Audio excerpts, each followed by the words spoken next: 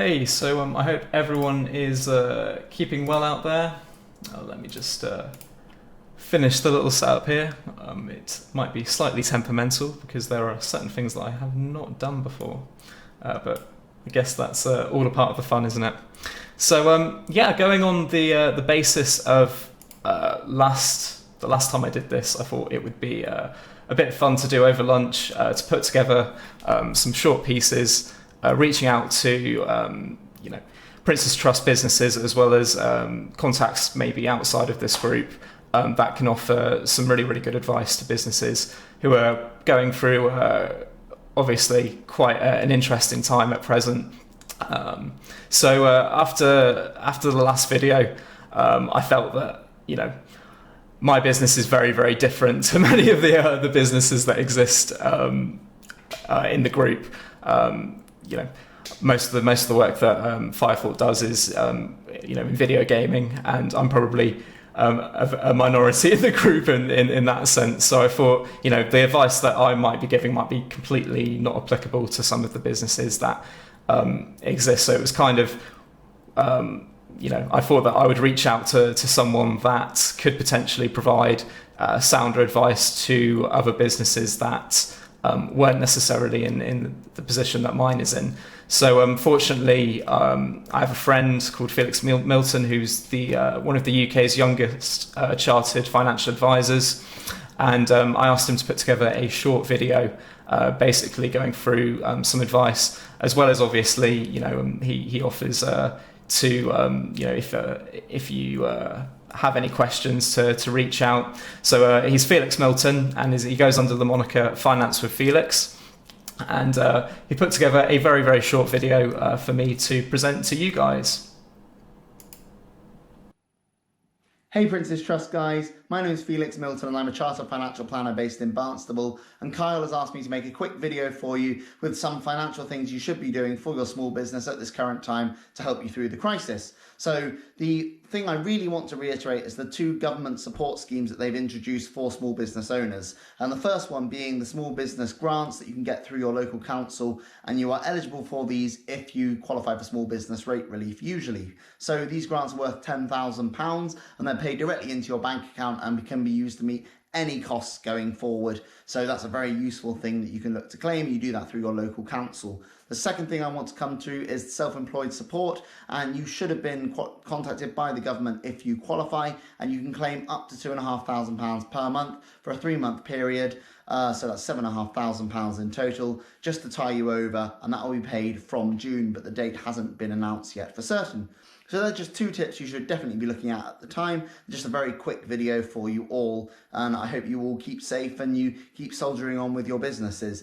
If you do have any questions, please get in touch with me. I'd be delighted to help. My name is Finance with Felix on Instagram and Facebook, and Felix_Milton on Twitter. So stay safe, guys, and let me know if I can help.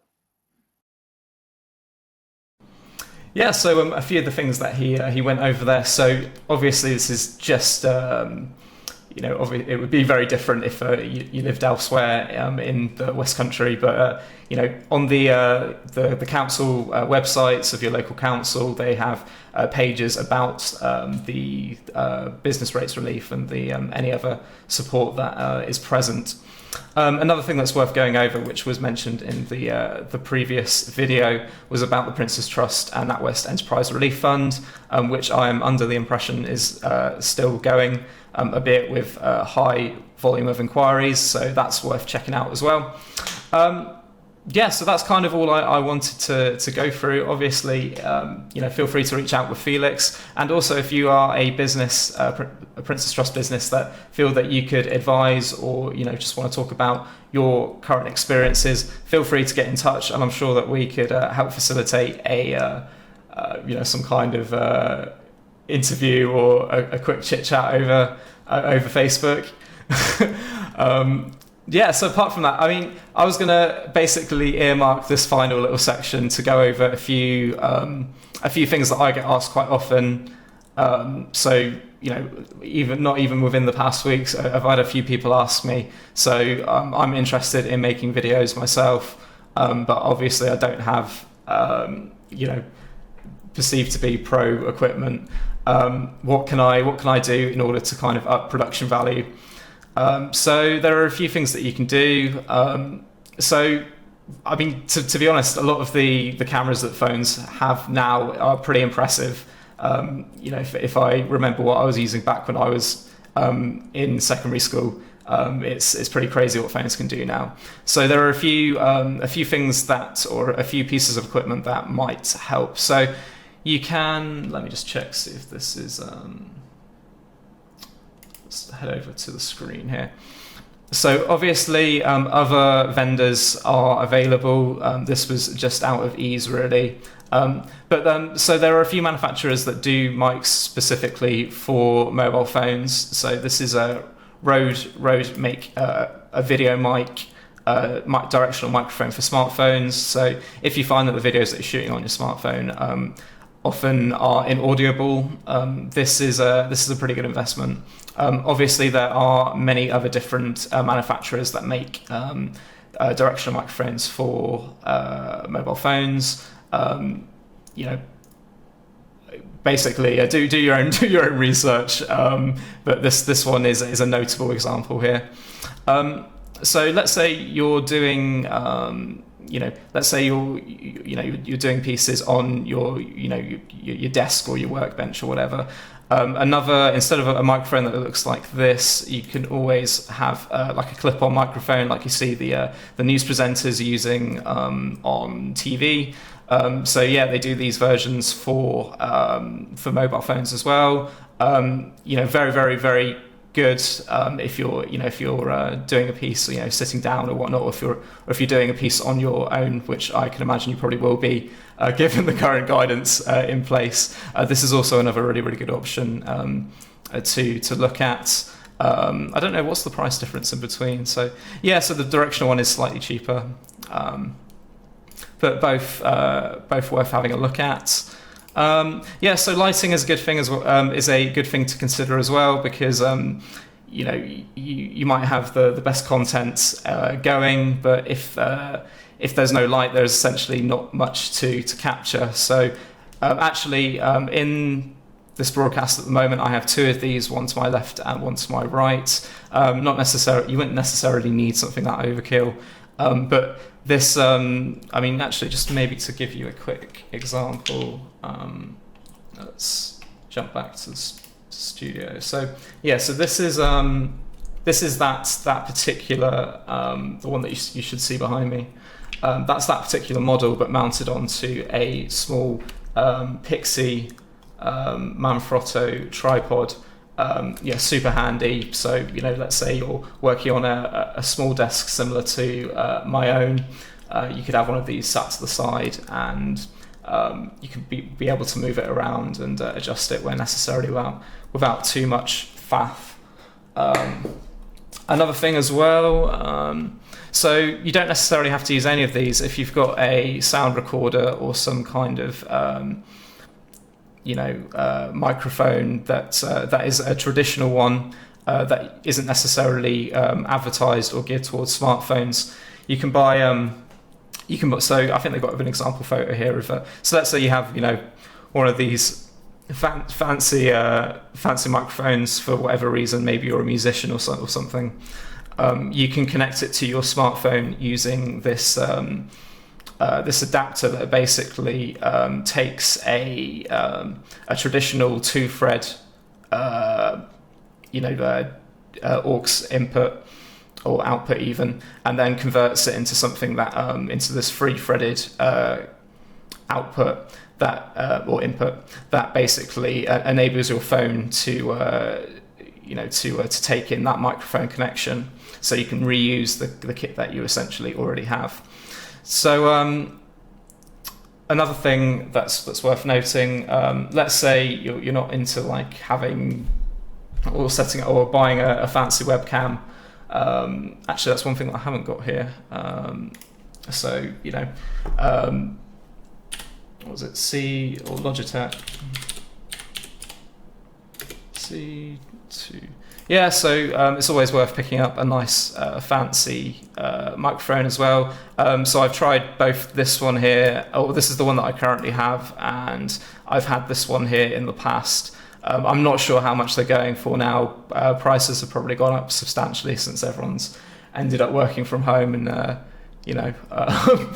having the necessity for these kind of devices. So yeah, always worth checking out.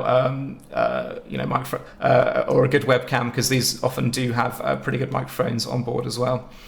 What was that last piece? Oh yeah, so this is another piece that I didn't have sorted out in the tabs, but you should see on the back of this smartphone there is a I guess like a kickstand, and also it has a tripod mount as well. So this one in particular is a Manfrotto one, but I know there's numerous other copycat products, or products that are very, very similar, that you can use just to basically, if you are recording on a smartphone, to mount in the place that you want to. Another thing that I found useful over time is a application called Visor. So let's say that you're demonstrating, I don't know, like things that you can do on a smartphone, maybe a mobile application, or the applications are really endless here. But there's a really interesting application called Visor that essentially enables you to capture a live out, well, not necessarily a live output because it's slightly delayed, but you can capture an output from your mobile phone, which is pretty neat if you're recording tutorials, or you're demonstrating something that you've been building or working on, or whatever. I just found it was really cool, and I hardly give it as much love as it really deserves. It really is a pretty neat application. So moving on. What else have we got? So let's say you want to put on a really, really cool webcast or whatever, like I'm doing at this point in time. One piece of software that I would really recommend is this kind of open source software called Open Broadcast Studio. It's kind of like the go-to for broadcasting. There are some paid, I guess, applications out there. There's one called XSplit as well, which is pretty cool. But yeah, if you kind of want to dabble in the dark arts of live streaming, I would highly recommend this piece of software. So yeah, that's all that I kind of really have to cover this week.